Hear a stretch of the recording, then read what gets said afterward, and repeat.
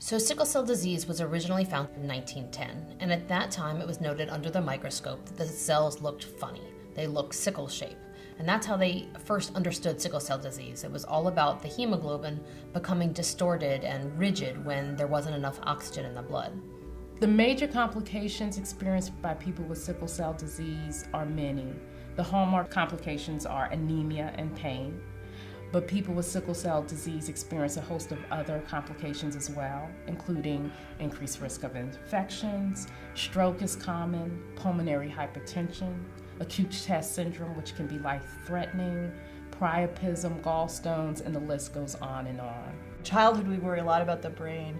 There can be a stroke like old people would ordinarily get. There can be damage that's silent. They don't have a sudden event, but they can have small areas of the brain that are damaged and can lead to limited ability sometimes to do well in school and have other challenges.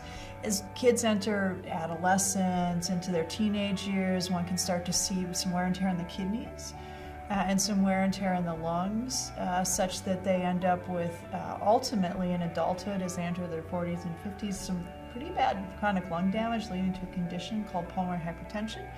And about 10% of people will end up on dialysis because of damage to the kidneys. In a normal person with normal hemoglobin, the red blood cells lives in our body for about 120 days. In a patient with sickle cell disease, their red blood cells live for about 10 days.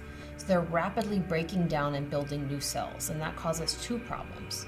One is as they break down their cells, they release free hemoglobin, which is very toxic in the blood, causes a lot of inflammation.